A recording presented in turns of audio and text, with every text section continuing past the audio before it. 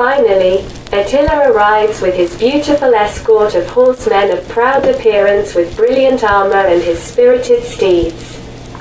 The Romans, in the crowd of the inhabitants of the city, observe with interest his entrance into the capital. Attila is met by girls advancing in rows, under thin white canopies of linen, which is held up by the outside women who stood under them, and is so large that 7 or more girls walked beneath each. There are many lines of damsels thus canopied, and they sing the Hun songs. The inhabitants of the capital salute the procession with cries of joy. The next day, Mark is already invited to the reception of Attila. Orestes and Salvian, too, do not wait long. Attila receives them with a smile. I have read the letters of Galla Placidia addressed to me and to Oros, the principal Khan. I have already composed the answer. But I would like to talk to you a few times. It would be nice for me, after a long journey, to speak Latin with interesting interlocutors. I always remember with great pleasure my years of study in Italy. We will have our first meeting tomorrow. On the first day, Attila unites Mark, Wunges, Orestes, Salvian and Edecon, a Latin-speaking Hun officer. The young Khan holds a brief speech. During my journey to the Urals I met an ambassador of the Blue Turks, a Hun people of Altai. I talked a lot with him. The Turks are remarkable metal workers and many of their craftsmen work in our military workshops. That is why they were aware of my visit to the workshops of the Urals. The Turks, who are at the same distance from us and from China, are well informed of what is happening in the world. The situation has changed in recent years. The Chinese Empire is ruled by the Tabgach. The Jujins created their great state further north. The Tabgach and the Jujins are descendants of the Eastern Huns. We know it now, Oreste thinks. Keriko, Sabir, Elik, and Wunges have already explained to us. The voice of Attila goes up. That is why, apart from the Hunnic peoples, the Western Huns, the Jujins and the Tabgats, today there are only 2 serious forces in the world.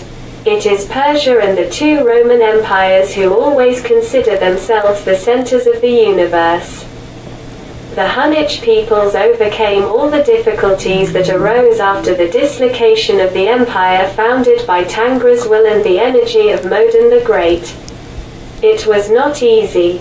Khan Oros and I have made great efforts to consolidate the Hun peoples and other tribes of the Danube in the Urals and the Aral Sea. Orestes, after this analysis of the international situation, suddenly realizes the strength behind this young man without any sign of vanity.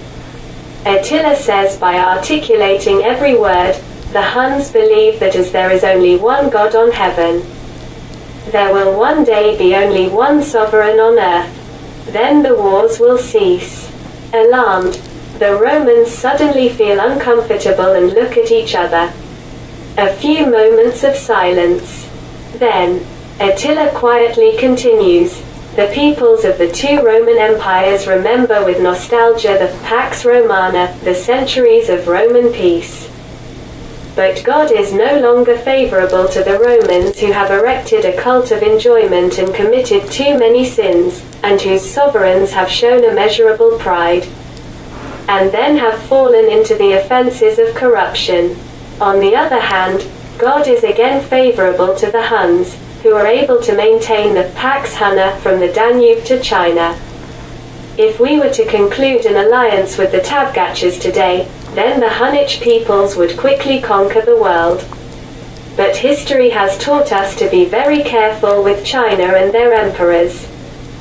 That is why we want to consolidate and strengthen our state. The Jujins separate us from China and we prefer to have peaceful relations with them. Even if the Blue Turks of Altai sometimes ask us to calm the expansionist intentions of the Jujins. I am realistic and believe that progress towards universal peace will be long and very difficult. Our actions show that we have no aggressive intentions towards the Romans." Amazed at these peaceful remarks, Orestes tries to follow the argument of the young Khan, for a doubt remains at the bottom of the charm that gradually takes hold of him. Our warriors, who were mercenaries in the Roman armies, are content. Their service gives our state a comfortable income. We are satisfied with the size of our state as we now have the best pastures in the world for our horses and cattle, the main wealth of all Hunnic peoples. Your historian Livy also thought that Rome should dominate the world through the courage of its citizens and the benevolence of the gods. Now you have neither one nor the other. We study the experience of the Tabgachas that governed China and founded their imperial dynasty. There, the Tabgachas and the other Hunnic peoples form the imperial cavalry. The infantrymen are Chinese. The Chinese administration remains intact. Now China is emerging from the crisis. This experience is very interesting for us and for the Romans. You could also get out of the crisis if we succeeded in a similar alliance here in the West. I do not see any other solution for you. Indeed, the Western Roman Empire only holds thanks to the Huns mercenaries. I am in favor of the gradual deepening of our relations in order to try to achieve one day the Pax Hunno-Romana. From Spain to the Urals.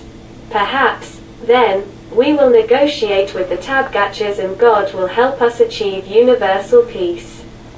At that moment Orestes thinks of Julia, smiles tenderly and thanks God that Attila does not think of incursions and tributes but reflect on the opportunities of peace. I do not forget other peoples. Rome always confronted anarchy and disorder in the barbarian world. Now things are changing. There is more anarchy and disorder in the Roman world. Your armies are no longer strong enough. Thus the Visigoths, who fled us without battle, then defeated the Roman armies and, 16 years ago, took Rome. The Germanic peoples are now better organized than formerly. I traveled a lot in Germany. The Gepids and the Ostrogoths are our most faithful subjects, more faithful than some Hun princes. Their kings, Arderic and Valamir, understand and support my ideas. The Huns, unlike the Romans, still retain the traditional chiefs of the vanquished. We are also arbiters in the conflicts between several independent German kings, but also between the Ugars, the Slavs and certain peoples of the Caucasus and Siberia. We protect the Sogdian trading posts from the Black Sea on the border with the Georgians. The Sogdians, an ingenious people, left the Huns and the Georgians to defense and devoted themselves to commerce and crafts. Attila finishes her speech and sits down on her couch. Undoubtedly, he discussed many of his ideas with different interlocutors. It seemed that he knows how to use this instrument of power, which is eloquence, as effective as gold, and a weapon for the chief who controls it. Wangers and Edecon look at the Romans with interest while awaiting their reaction. Orestes rises to answer. I'm shocked by your analysis. We, the Romans, know almost nothing of what is happening in the Chinese Empire and think that it does not concern us. But it concerns us because the Huns came to the banks of the Danube after the dislocation of the empire of their ancestors north of the Great Wall of China. Now the Great Steppe is dominated by the parent peoples, who believe in the same God and respect the laws of modern Khan. I am glad you did not think of incursions and tributes, but reflect on the opportunities of creating a great union of the peoples of the world. I have known you since my childhood and believe in the sincerity of your aspirations. Attila smiles. I remember you and your family. I do not want the disappearance of the great Roman civilization. It is only necessary to change your relations with other peoples and slaves. I think I understand the Romans, and I believe in the possibility of creating with them the Pax Hunno-Romana from Spain to Siberia. I am ready to devote my life to this difficult task. I will not propose, in our reply to Galla Placidia, to conclude an alliance. Today, the Romans are not yet ready. One just says, "For a long time your emperors have regarded themselves as gods, wearing tiaras, and demanding that people prostrate themselves before them. To prostrate oneself means to put oneself face down. At Constantinople, one must always crawl, with your hands and knees to go forward from the door to the throne, and not raise your eyes until you have heard the voice of the emperor. At this moment, according to custom, it is necessary with great joy to kiss the boot of purple that is stretched out to him, then to stand if the emperor gives permission. After that, one throw themselves again on their stomachs and return to the door crawling.